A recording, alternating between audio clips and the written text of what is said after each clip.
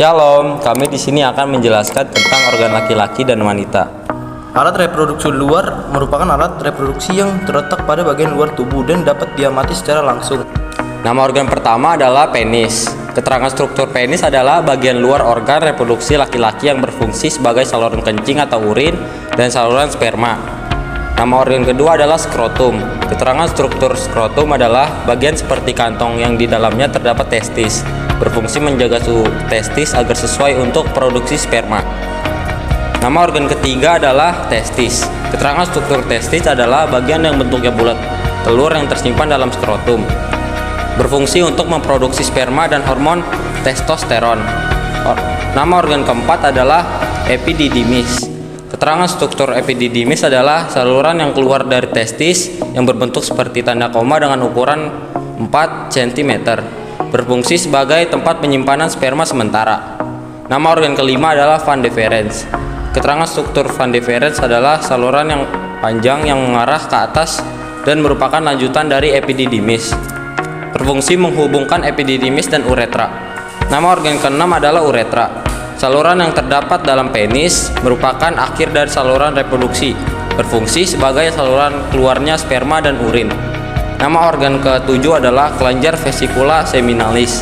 Keterangan struktur kelenjar vesicula seminalis adalah bagian berbentuk seperti kantong kecil berukuran 5 cm yang terletak di belakang kantong kemih, berfungsi menghasilkan zat-zat yang diperlukan untuk perkembangan sperma. Nama organ ke-8 adalah kelenjar prostat. Keterangan struktur kelenjar prostat adalah bagian yang berbentuk seperti kue donat yang terletak di bawah kantong kemih, berfungsi menghasilkan cairan bersifat asam. Nama organ ke-9 adalah kelenjar Cowper, bagian yang berbentuk seperti kacang yang terletak di bawah kelenjar prostat, berfungsi menghasilkan lendir dan cairan bersifat basa. Spermatogenesis adalah tanda bahwa sistem reproduksi pada laki-laki telah matang.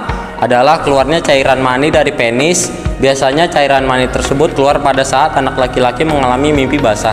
Mimpi basah pada umumnya terjadi saat berumur antara 10 sampai 14 tahun. Apakah sebenarnya cairan mani itu? Cairan mani merupakan sempuran sel-sel sperma dan dengan getah-getah yang dikeluarkan oleh kelenjar reproduksi. Masih ingatkah kamu di mana terjadi proses pembentukan sperma? Proses pembentukan sperma terjadi di dalam testis. Tahukah kamu bagaimanakah proses pembentukan sperma yang terjadi di dalam testis? Pembentukan sperma disebut dengan spermatogenesis. Pembentukan sel sperma terjadi di dalam tubulus semiferus.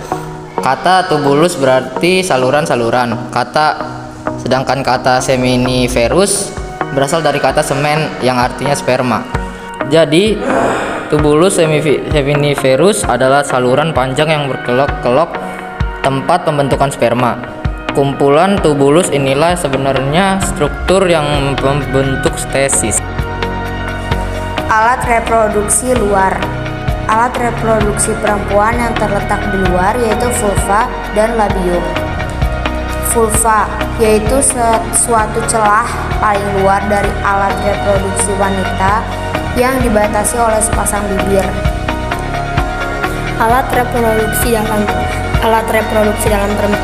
dalam perempuan antara lain terdiri atas ovarium dan saluran reproduksi. Ovarium, struktur berbentuk seperti telur, berjumlah 2 buah, terletak di samping kanan dan kiri rahim atau uterus dan berfungsi menghasilkan sel telur atau ovum. Saluran telur atau tuba fallopi atau oviduk, saluran dengan panjang 10 cm yang menghubungkan ovarium dengan rahim atau uterus. Infundibulum, struktur yang berbentuk seperti corong dan merupakan ujung dari tuba fallopi. Rahim atau uterus, struktur seperti buah pir yang berfungsi sebagai tempat berkembangnya janin selama kehamilan. Endometrium, lapisan yang membatasi rongga rahim dan meluruh saat menstruasi. Cervix, struktur rahim bagian bawah yang menyempit dan membuka ke arah vagina. Vagina, saluran yang menghubungkan lingkungan luar dengan rahim, saluran mengalirnya dalam darah menstruasi, dan saluran keluarnya bayi.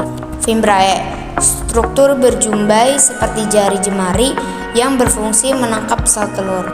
Oogenesis, Oogenesis merupakan proses pembentukan sel kelamin perempuan, yaitu sel telur atau ovum, dan terjadi dalam organ yang disebut ovarium. Berbeda dengan spermagenesis yang dimulai ketika anak laki-laki mulai masuk masa puber, oogenesis dimulai sebelum anak perempuan lahir.